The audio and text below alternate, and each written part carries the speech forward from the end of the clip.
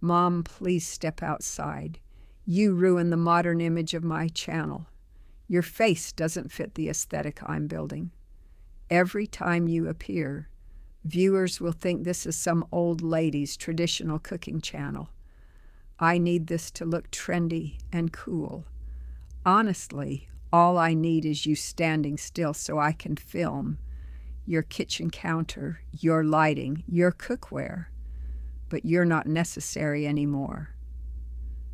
Connor said that while adjusting the angle of the ring light in my kitchen, the kitchen I had cooked in for 30 years, the one with the scratch across the granite countertop from when I crushed garlic with a cleaver, the way my former mother-in-law taught me, the kitchen where the smell of hickory smoke, honey, and cayenne pepper had seeped into the walls in a way no cleaning solution could ever remove. I stood in the doorway while holding my apron, a red apron embroidered with the name Mama Adele in cursive, a gift from my former daughter-in-law back in 2015, and watched my only son adjust a camera on a tripod to film my kitchen without me in it. My name is Adele Rose Cartwright. I am 63 years old. In 37 years as a wife, a mother, and a cook in Nashville, I built a BBQ sauce recipe, one I call Mama Adele's Original Smoke. Over 17 years of testing, adjusting, and refining. It wasn't from a book. It wasn't from culinary school. It came from waking up at 4 a.m. on Saturdays to start fermentation, from failed batches thrown away and started over, from the small burns on my left hand that I still carry to this day. And Connor Jameson Cartwright, my son, 38 years old, a former car salesman turned food TikToker with 1.2 million followers, had taken that recipe, filmed himself making it in my kitchen for 9 months, and now stood there telling me I was no longer necessary. Great, I said. Connor turned and looked at me for a second, unsure if he heard me correctly. You okay, Mom? I'm fine, I said. I folded the apron, set it on the counter, and walked out of the kitchen exactly the way he wanted me to. On my way out, I glanced back. He had already returned to the camera. The ring light flooded my kitchen, with the spice jars arranged in my order, with the black cast iron pot I had used for 30 years, with the small note taped to the cabinet tracking how much salt went into each batch of sauce. So this was how he chose to repay me.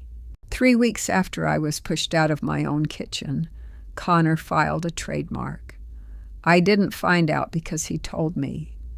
I found out because his sister, Lisa, who always worries about me in the way only a younger sister who knows exactly what her brother is doing can, sent me a screenshot from the United States Patent and Trademark Office website.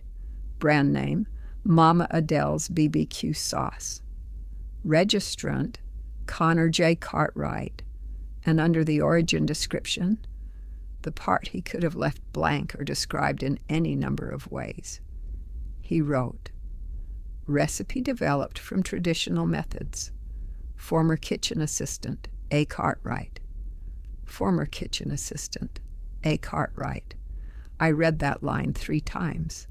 Then I looked at the small note in my hand, a page from my kitchen notebook, dated 2008, when I first nailed down the exact ratios of the ingredients, my handwriting, blue ink, clear date, former kitchen assistant.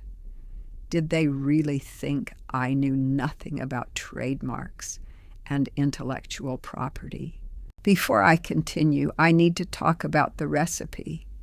Not to argue ownership in a legal sense, but because no one can understand this story without understanding what 17 years went into it.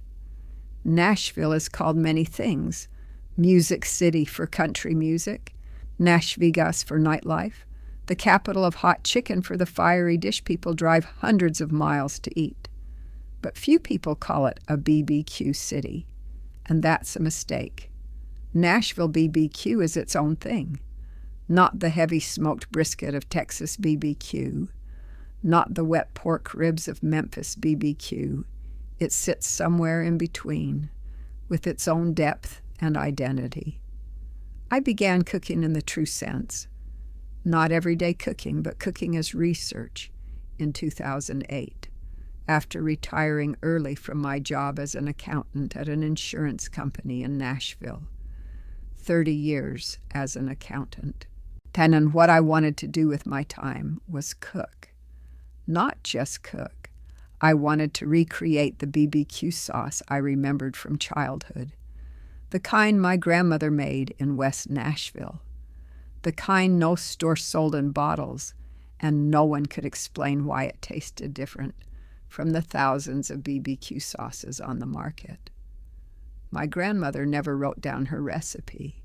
She cooked by feel, by memory, learned from her own mother, who came to Nashville from Mississippi in 1921. In my first year, I made 17 batches of sauce. None of them were right. Some were close in smell, close in taste, but not what I was searching for. What I discovered after 17 failures wasn't about ingredients. By the 8th batch, I already had the right components: tomatoes, molasses, apple cider vinegar, cayenne pepper, roasted garlic, liquid hickory smoke, and a few other elements in specific ratios. What I was missing was the process. Fermentation. Not industrial fermentation, not anything overly scientific, but natural fermentation, letting certain components, especially the combination of apple cider vinegar and cayenne pepper, go through a short pre-process before mixing with the rest. Done correctly, that step creates a depth of flavor nothing else can replicate. Done wrong, skipped, rushed, or mismanaged in time and temperature, the best outcome is a flat, lifeless sauce. The worst is something that mildly upsets your stomach. It took me 2 more years to define that fermentation step precisely. 2 more to fully control it. By 2015, I had a complete recipe. Complete in the sense that every batch came out consistent and delicious exactly the way I intended. And I wrote the full recipe, including detailed fermentation notes on temperature and timing, in a green kitchen notebook with dates at the top of every update. That notebook stayed in my kitchen drawer, and no one but me was ever allowed to read it. When Connor started filming in my kitchen in March 2022, I taught him how to make the sauce from the recipe, not all of it. I taught him what he needed to produce good-looking videos and make the sauce appear appealing on screen. I did not teach the fermentation step, because that step cannot be filmed. It happens a day before cooking begins, in a glass jar in the refrigerator, and there is nothing to see, nothing to record. He never asked about that step, and I didn't volunteer the information, because a part of me, the part shaped by 30 years in accounting, had already calculated the risk and realized early on that Connor was treating this recipe as a business asset, not as his mother's culinary legacy. From March to November 2022, my kitchen became Connor's studio every weekend. During those 9 months, I observed, not with suspicion or anger, but in the way 30 years in accounting teaches you. Record facts. Don't rush to judgment. Wait until you have enough information. The first thing I observed, Connor never asked about the origin of the recipe.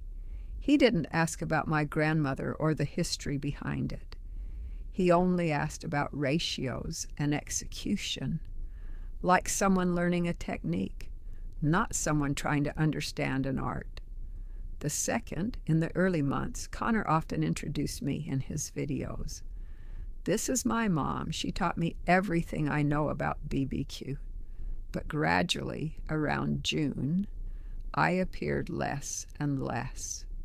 The camera angles changed from filming me cooking to filming Connor while I stood in the background. By August, and I no longer appeared at all, and Connor stopped mentioning me. The third, and most important, Connor didn't know about the fermentation step, and he didn't notice its absence in the batches he made on his own for filming. That wasn't surprising. Sauce made with fermentation and sauce made without it look exactly the same. The difference lies in taste and aroma, and through a TikTok screen, you can neither taste nor smell. I didn't tell Connor any of this. I simply recorded it in my green notebook, adding a new dated entry. August 2022. Connor made 3 batches without the proper fermentation process.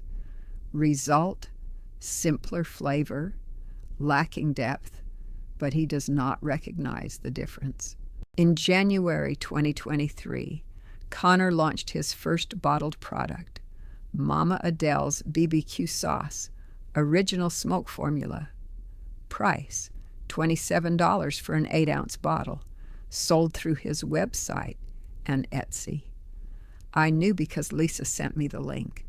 I opened it and read the product description. Made with a secret formula passed down through generations of Nashville BBQ tradition, Mama Adele's brings authentic Southern smoke to your table. Passed down through generations. That wasn't entirely untrue. The recipe did originate with my grandmother, but I wasn't the one who wrote that sentence. I wasn't mentioned, and it implied that Connor was the one who had inherited it. I read the ingredient list. 2 key components from the fermentation step were missing. That confirmed it. Connor was producing the sauce using an incomplete version of the recipe. I wasn't worried in the sense of hoping the product would fail, but I was concerned in a practical way.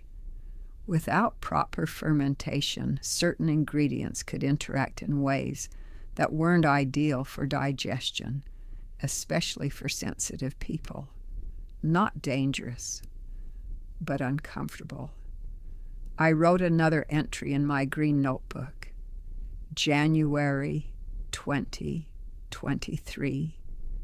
Bottled product released. No fermentation step. Must monitor customer feedback. In February and March 2023, complaints began to appear. I checked the comment sections on Connor's Etsy page and website daily, not because I had nothing else to do, but because after 30 years as an accountant, tracking data had become instinct. The first complaints weren't about illness or harm. They were about quality. Not as good as the videos suggested, lacks depth, something missing compared to what she makes on TikTok. These customers had seen the videos of me cooking in my kitchen and expected to receive that same product. What they got was similar, but not the same. By mid-February, a different kind of complaint began to appear. Felt a bit off after eating, mild stomach discomfort. Husband had nausea for a few hours. Not many, about 8 to 10 complaints over 2 weeks, but enough for me to recognize that what I had been concerned about was starting to happen. I called Connor. Connor, some people are complaining about digestive issues after eating your sauce. What are you talking about? That's just a couple of sensitive people. It's nothing. You need to check your production process. There's an important step. You're not involved in my production anymore. Remember November? You agreed to step out of the project. I hadn't agreed to anything. He told me to leave the kitchen, and I did, not because I agreed, but because it wasn't the moment to argue. You need to check the fermentation process, I said plainly. There is no fermentation process in this recipe. That sentence confirmed everything I needed to know. All right, I said, and hung up. I sat down at the kitchen table and wrote in my notebook, Wednesday, February 15th, 2023. Connor confirms he does not know about the fermentation step. Customers are complaining exactly as predicted. Time to act is approaching. Then I picked up the phone and called Patricia Webb. Patricia Webb, an intellectual property attorney with an office on Church Street in Nashville, was someone I had researched weeks earlier through my network in Nashville. She specialized in cases involving culinary copyrights and food branding, a narrow field, but one growing more important as food content on social media becomes big business. On Monday, March 6th, I arrived at her office at 2 p.m. with my green notebook, a box of documents, and a bottle of sauce I had made myself. Patricia listened to me for 20 minutes without interrupting. Then she began asking questions in a precise, methodical order about documentation proving when I developed the recipe, evidence that Connor learned it from me rather than creating it himself, and the customer complaints. I placed the green notebook on her desk. This contains the full recipe, with dated updates for each version from 2008 to the present.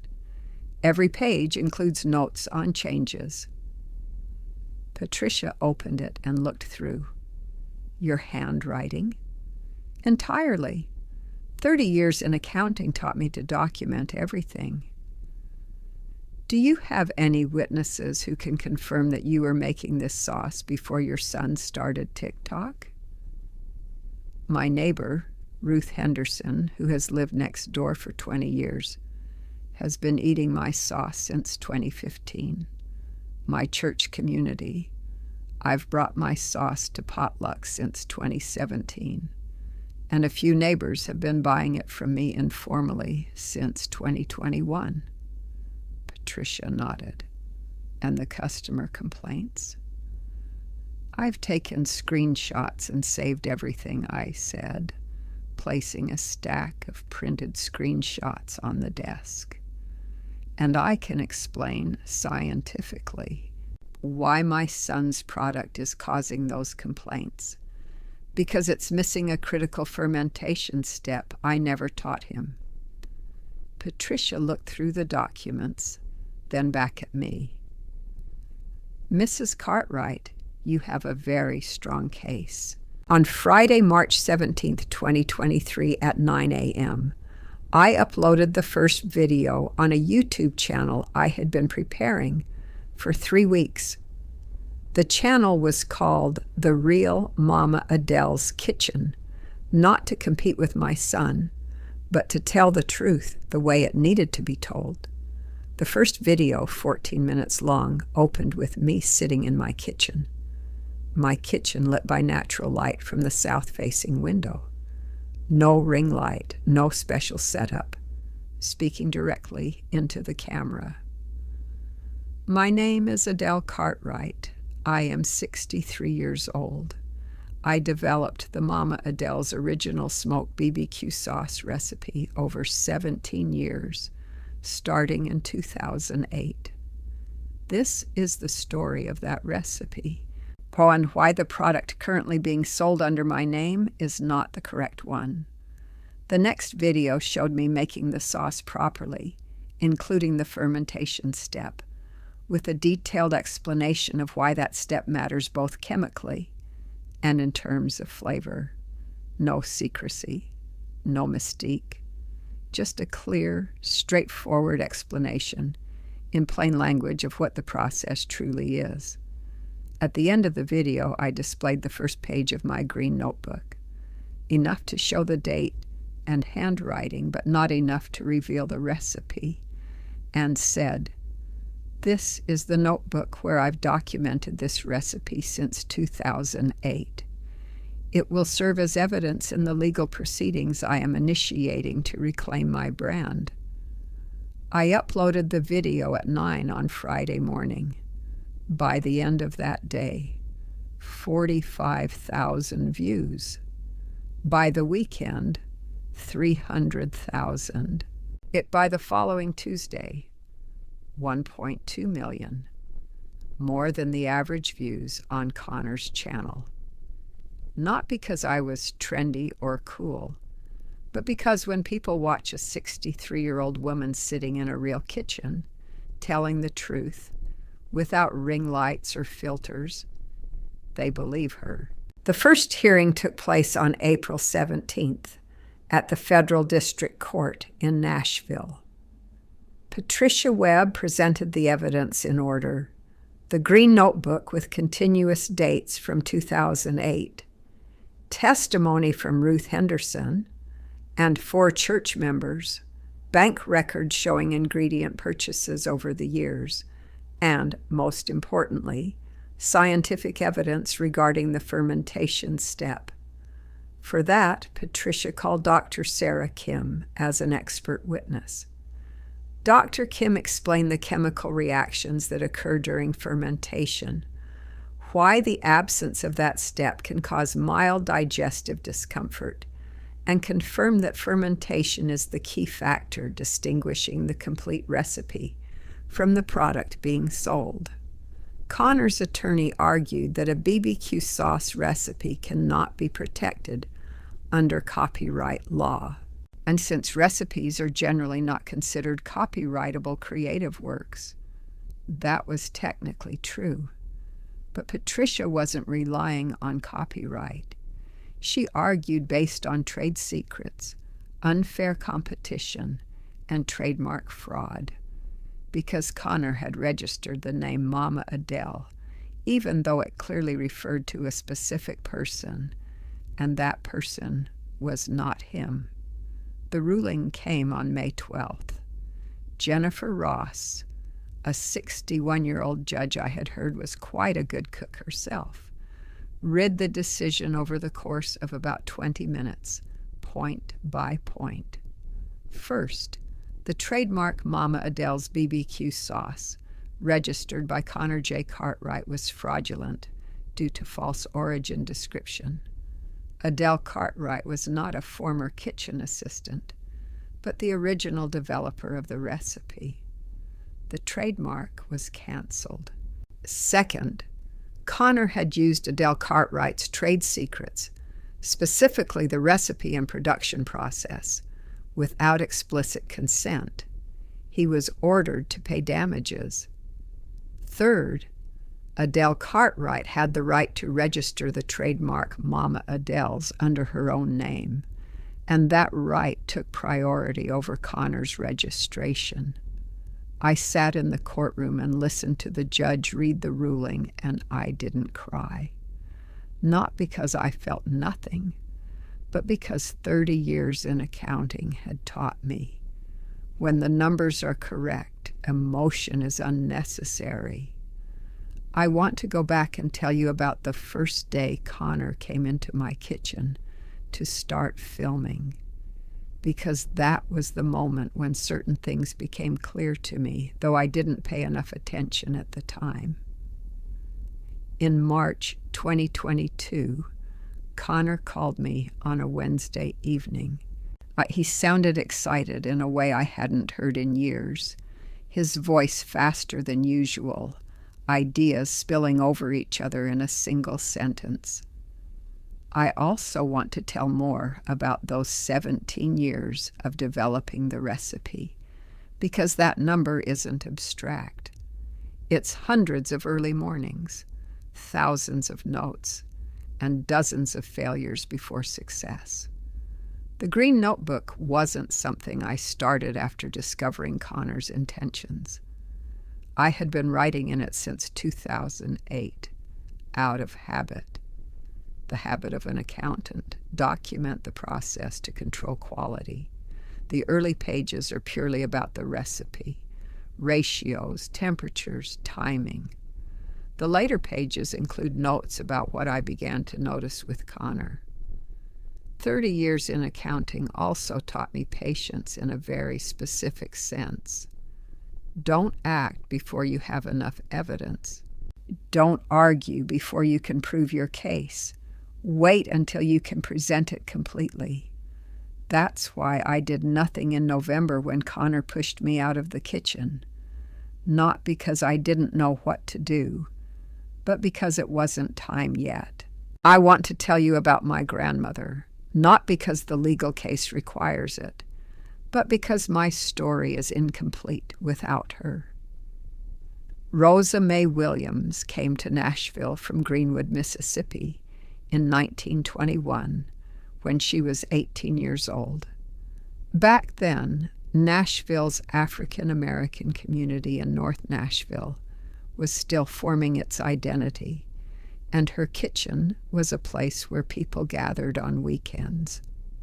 My grandmother never wrote down her recipes. She cooked the way people do when food is a language of love, where nothing needs to be explained in measurements or ratios. I sat beside her as a child, watching, asking questions, and she answered in her way. A handful like this, until it smells like this. When it looks this color, then you begin. She passed away in 1993, when I was 33. She left behind no written records, no documentation, just memories, in my mind and in my hands.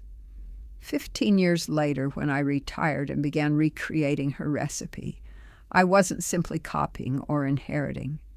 I was translating from the language of memory and instinct into the language of measurement, ratio, and repeatable process. That is creative work in the truest sense. When Connor described me as a former kitchen assistant in trademark documents, it wasn't just an insult to me. It was an insult to my grandmother and to all the women in Nashville who cooked before her and before them. Women who left no paperwork, no patents, only flavor, carried in the memories of those who loved them. During the 9 months from March to November 2022, I gave Connor more than just a recipe. I gave him my kitchen, the natural light from the south-facing window, the spice rack arranged in the order I had maintained for 15 years, the cookware I had collected and carefully chosen over time. No restaurant kitchen or professional studio can replicate the authentic home kitchen look people saw in Connor's videos without spending a great deal of money. My kitchen had it naturally. I gave him knowledge.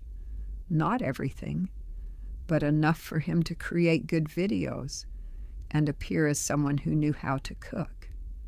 I explained why molasses creates a certain color and thickness, why cayenne pepper should be added at a specific stage, why liquid hickory smoke needs to be diluted in precise proportions. I gave him time.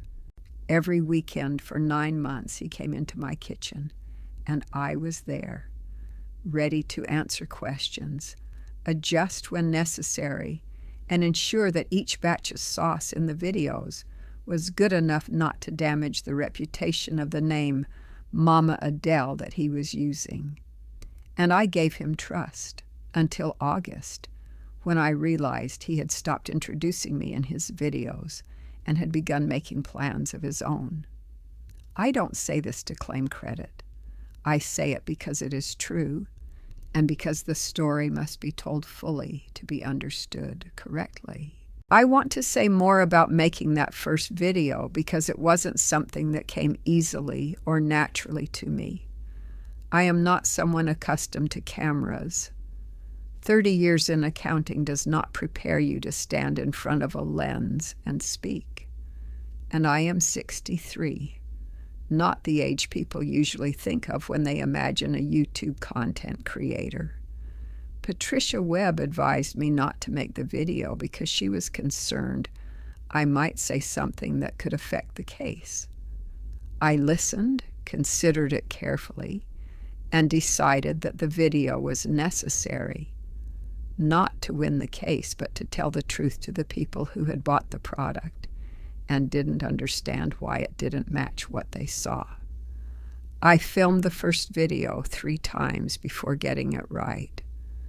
The first 2 times, I sat too stiffly, spoke too carefully. I looked like someone reading a script. The 3rd time, I set up the camera and simply cooked. Not cooking for the camera, but cooking the way I do every morning. The camera was just there, recording. My name is Adele Cartwright. I said that while checking the temperature of the fermentation jar, looking at the thermometer instead of the camera.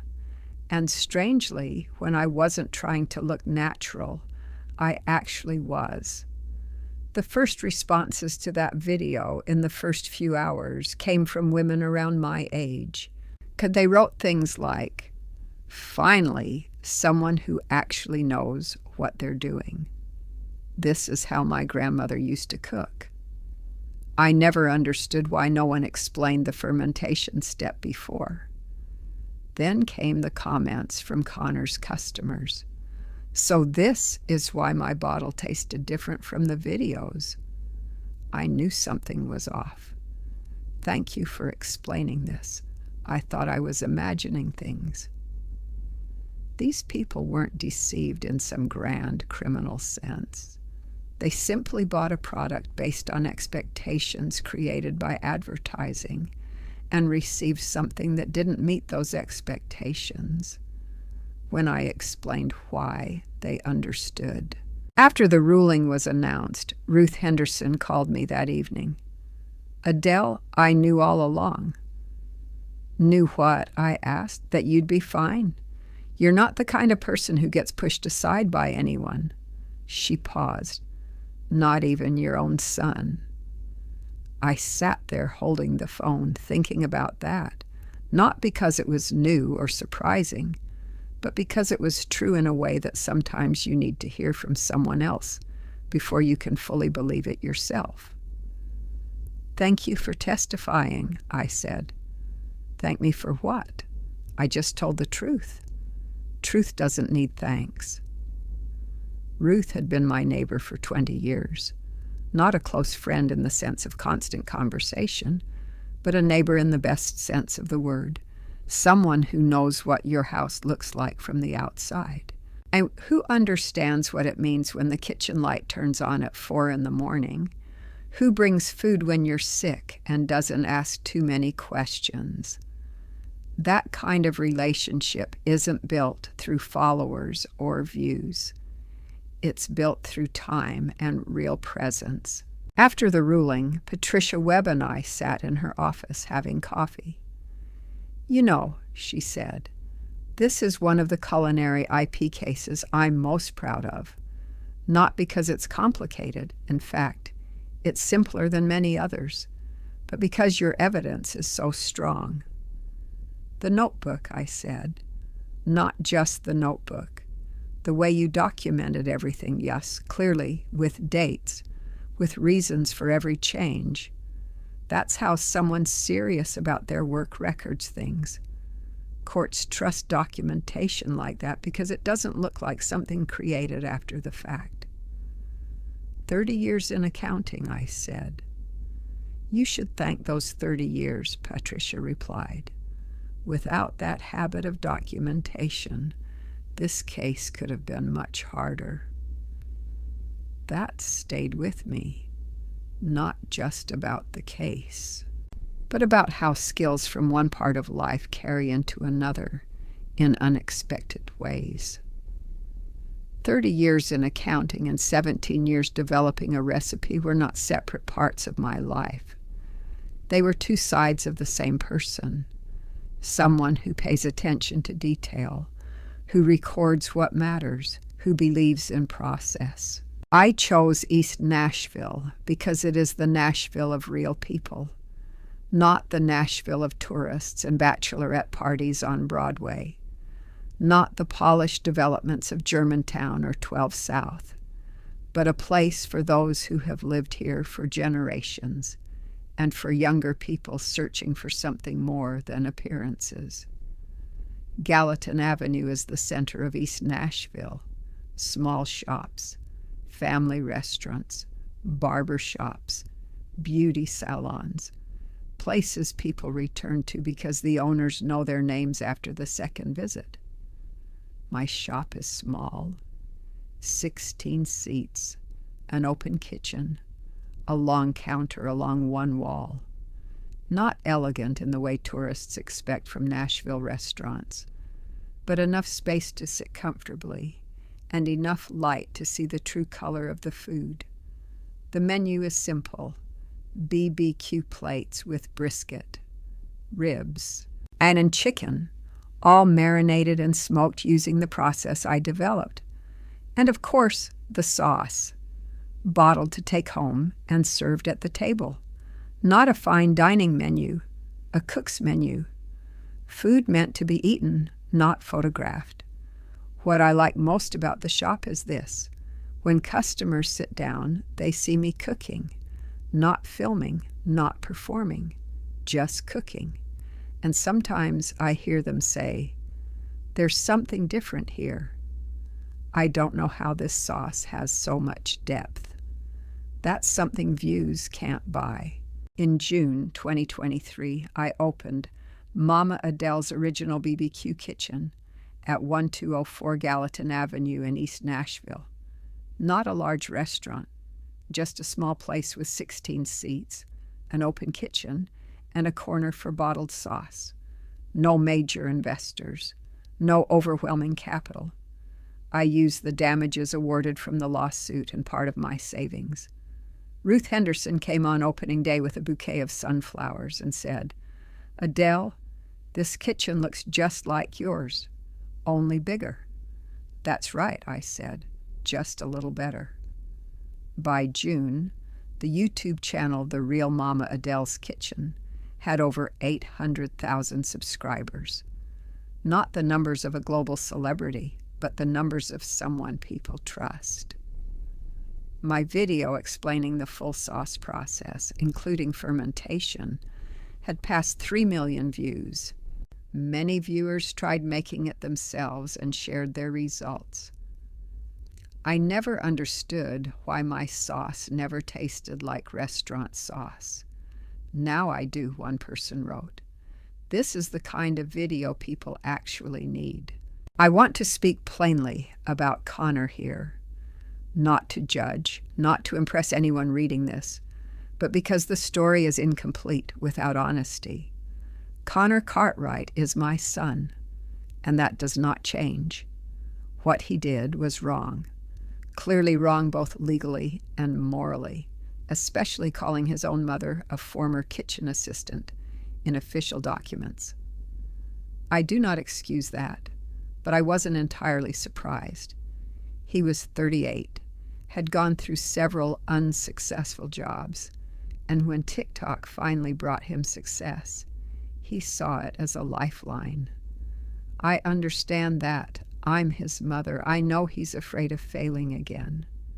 What I cannot excuse is the way he chose to protect that success, by pushing me aside and redefining me as a supporting character in my own story. After the ruling, Connor called, not to apologize in any real sense, but to say, "You won. Are you satisfied now?" "It's not about satisfaction," I said. "It's about right and wrong. You destroyed my career." "You built your career on the wrong foundation from the start," I replied. "When that foundation collapses, that's the natural consequence." He hung up, We didn't speak much after that. It's not what I wanted, but it's what I accept. Sometimes people need time to face the consequences of their choices before they can have an honest conversation. The door is still open. If one day he wants to talk, truly talk, I'll be here. I'm writing this on a Saturday morning, sitting in my shop kitchen before opening at 11. The August light in Nashville is coming through the east-facing window. That golden Tennessee summer morning light I've lived in for 63 years. On the stove, a pot of sauce is in its early stage. The fermentation is happening in a glass jar in the refrigerator behind me. Tomorrow morning, I'll finish the batch for the coming week. No rush. There's never any need to rush when the process is being done correctly. Looking back on this story, there are a few things I want to say, not as lessons, but as truths about copyright and intellectual property in cooking. Food recipes are generally not protected by U.S. copyright law. That is the legal reality. But trade secrets and trademarks are tools that can protect culinary creators. And if you develop a recipe or a unique technique and want to protect it, document everything with dates. Have witnesses who know your work and consult an intellectual property attorney before sharing it. About social media and truth in cooking. TikTok, YouTube, and Instagram have created a world where people see more food than ever, but understand real cooking less. Not all content teaches correctly. Not every beautiful video shows proper technique. If you learned from a screen, find people who explain why, not just how. And most importantly, not about law or social media, but something more fundamental. Good cooking takes time, not because the process is complicated, but because real flavor doesn't come from technique alone or expensive ingredients. It comes from attention to each ingredient, to temperature and timing, and to the small changes only someone who cooks regularly can notice. Views and followers don't give you that attention. They can't. Cooking is an art of the heart, not a circus for views. I start preparing for the day. The sauce will be finished by the afternoon. Customers will arrive at 11, and I'll be here, in this kitchen, with this stove, with my recipe, just as I have been for 17 years. Nothing changes that. In 2008, the first month after I retired, I bought a green notebook and a precision scale.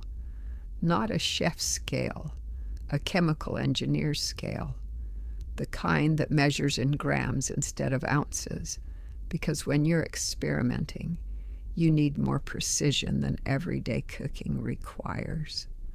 I started working as an accountant in 1985 at a small insurance company in Nashville. Not because I loved numbers, I actually loved cooking more, but because it was a good, stable job that paid enough for me to raise Connor after his father and I separated in 1992. 30 years in accounting taught me something I didn't learn from school or books. Every problem can be placed into a system, and when you have the right system, the answers come from data, not emotion. Mom, I want to do BBQ on TikTok, but I need a proper kitchen, and you make the best BBQ in Nashville. Can I come film? At the time, I heard that and wondered, does he want to learn or does he want to film? I didn't ask. I didn't want to dampen that rare excitement in his voice. Later, I learned the answer. He wanted to film. On the first day he came over, he brought 3 lights, a full camera setup, and a list of questions on his phone. He didn't bring anything related to cooking. No notebook, no pen, no technical questions. just cameras and lighting. Something I noticed but didn't say. He never asked about the history of the recipe. He didn't ask about my grandmother. He didn't ask why I chose hickory over mesquite or applewood. Those are the questions of someone who wants to understand an art. He only asked, "What do we do next?" "Explain that for the camera, Mom."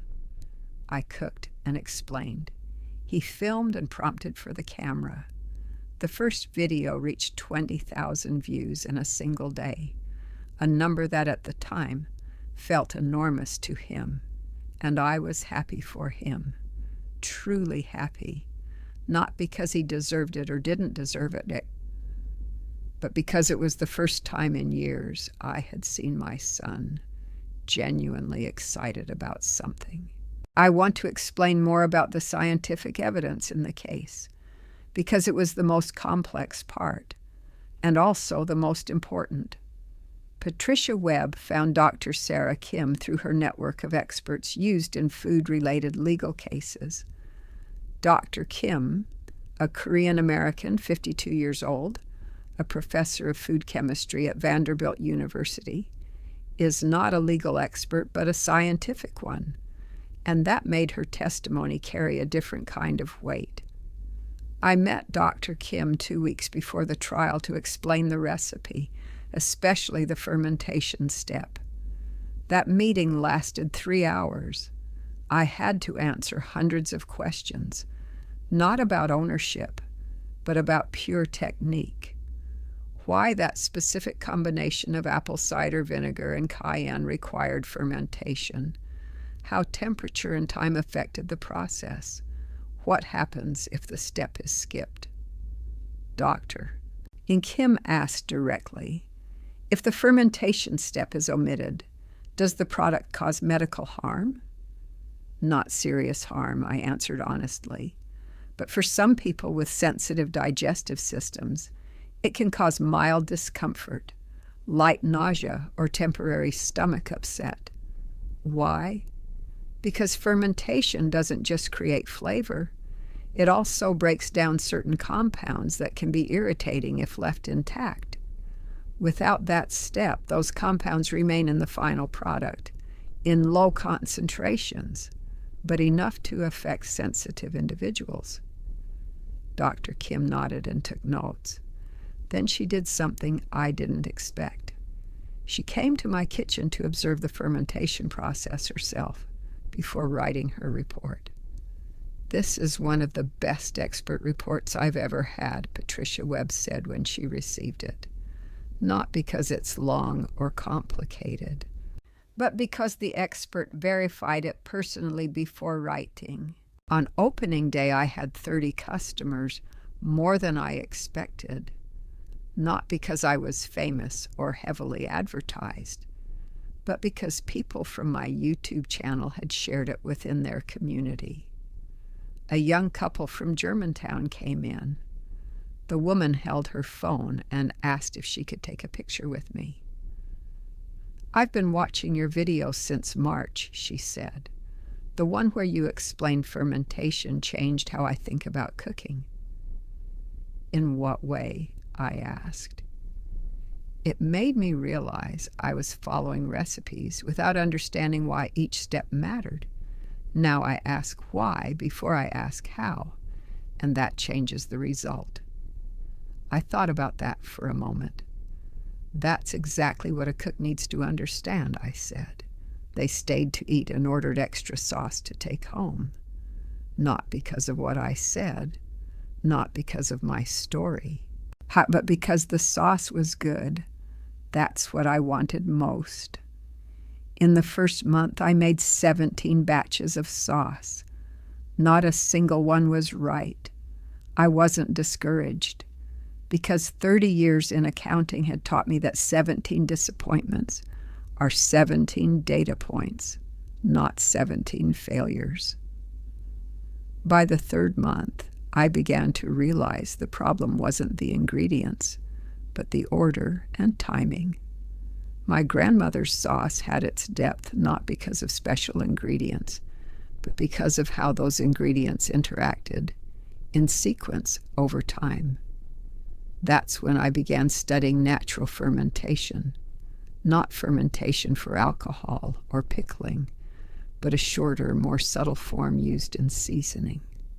I read books, scientific papers in food chemistry journals, and eventually reached out to a professor at Tennessee State University to ask about the reactions between compounds in cayenne pepper and apple cider vinegar under specific conditions.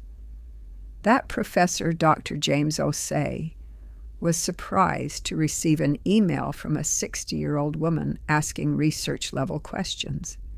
He responded thoroughly. Then he invited me to meet him. I went to his office with 2 batches of sauce, one with experimental fermentation, one without. He tasted both and nodded. "You're doing something interesting," he said. "The first batch has chemical complexity, the second one lacks." "I know that," I said, "but I need to understand why so I can control it." That was the first of many conversations with Dr. Osei over the next 2 years. He didn't do the work for me, and he explained the science so I could develop the recipe based on understanding, not just trial and error. In 2015, I made a batch of sauce and knew immediately when I tasted it. This was it. Not close, not pretty good, but right. The flavor, the aroma, the depth I remembered from my grandmother's kitchen.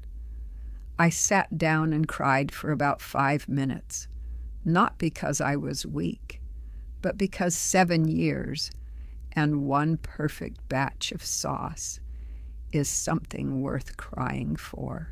On opening day, I had 30 customers, more than I expected, not because I was famous or heavily advertised, but because people from my YouTube channel had shared it within their community. A young couple from Germantown came in. The woman held her phone and asked if she could take a picture with me. "I've been watching your videos since March," she said. "The one where you explained fermentation changed how I think about cooking." "In what way?" I asked. It made me realize I was following recipes without understanding why each step mattered. Now I ask why before I ask how, and that changes the result. I thought about that for a moment. "That's exactly what a cook needs to understand," I said. They stayed to eat and ordered extra sauce to take home. Not because of what I said, not because of my story, but because the sauce was good. That's what I wanted most. In the first month, I made 17 batches of sauce. Not a single one was right. I wasn't discouraged, because 30 years in accounting had taught me that 17 disappointments are 17 data points, not 17 failures. By the 3rd month, I began to realize the problem wasn't the ingredients, but the order and timing. My grandmother's sauce had its depth not because of special ingredients, but because of how those ingredients interacted in sequence over time. That's when I began studying natural fermentation, not fermentation for alcohol or pickling, but a shorter, more subtle form used in seasoning. I read books, scientific papers in food chemistry journals, and eventually reached out to a professor at Tennessee State University to ask about the reactions between compounds in cayenne pepper and apple cider vinegar under specific conditions. That professor, Dr. James Osei, was surprised to receive an email from a 60-year-old woman asking research-level questions. He responded thoroughly. Then he invited me to meet him. I went to his office with 2 batches of sauce, one with experimental fermentation, one without. He tasted both and nodded. "You're doing something interesting," he said. "The first batch has chemical complexity, the second one lacks." I know that, I said, but I need to understand why so I can control it. That was the first of many conversations with Dr. Osei over the next 2 years. He didn't do the work for me, and he explained the science so I could develop the recipe based on understanding, not just trial and error. In 2015, I made a batch of sauce and knew immediately when I tasted it. This was it. Not close, not pretty good, but right. The flavor, the aroma, the depth I remembered from my grandmother's kitchen. I sat down and cried for about 5 minutes, not because I was weak, but because 7 years and one perfect batch of sauce is something worth crying for. I want to talk about a short meeting with Connor after Lisa sent me the screenshot from the USPTO. A meeting Connor didn't realize mattered, but for me, it was the moment I decided to act. It was December, a few days after Christmas. Connor came over, not to visit, but to pick up some kitchen items he said he needed for his new studio. New studio, I asked. Yeah, I'm renting a space in Midtown. More professional than your kitchen. I need a more modern environment. I watched him standing in my kitchen, reaching for the black cast iron pan I had used for 30 years. That pan doesn't go with you, I said calmly. Connor looked at me, slightly surprised. What did you say?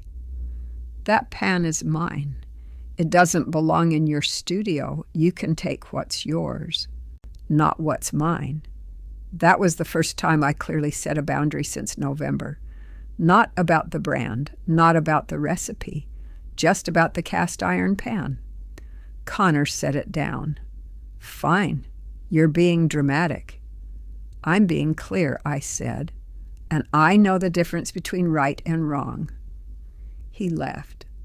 I stood there in my kitchen, looking at that black cast iron pan on the stove, and thought, this is my kitchen, this is my recipe, and that name on the brand is mine.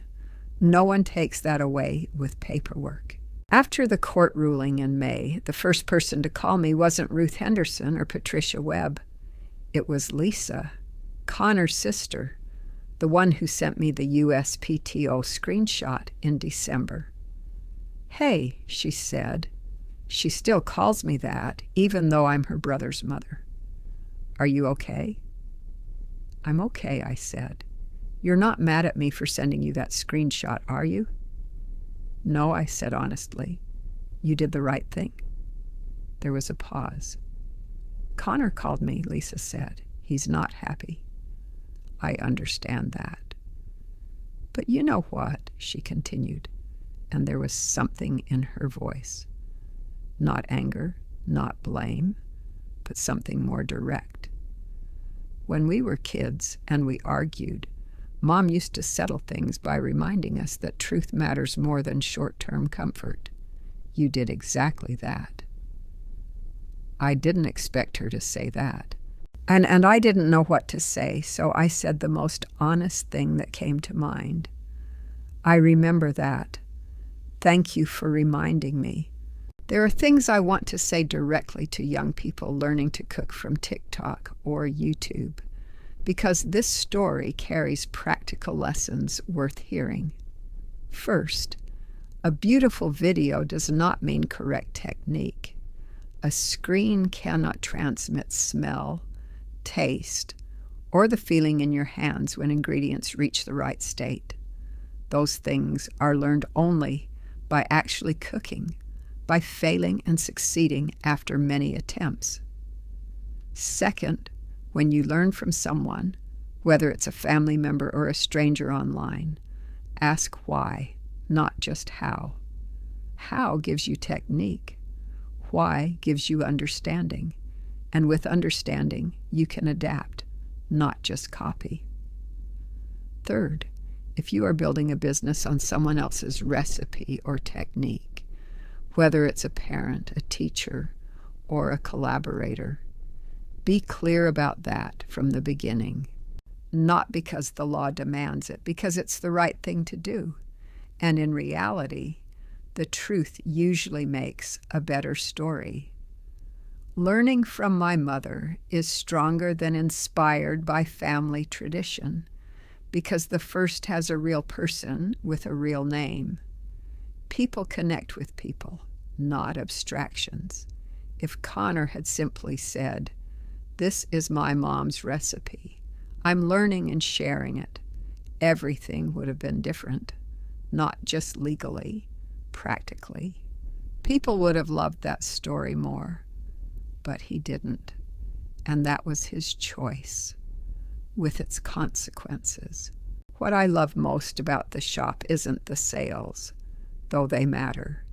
It's the conversations.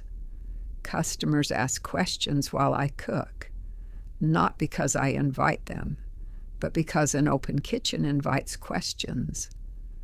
Why do you add molasses at this stage instead of earlier? What's the difference between hickory and oak? What's that glass jar in the fridge? That last question is my favorite, because it's about the fermentation step, the one you can't see on a screen, but can see in a real kitchen. When I explain it, why it matters, what's happening inside that jar, I see something change in people's faces. They're not just learning a recipe. They're learning how to think about cooking. That's something short videos can't teach. That only happens when you're in the same room, when you can see, smell, and ask.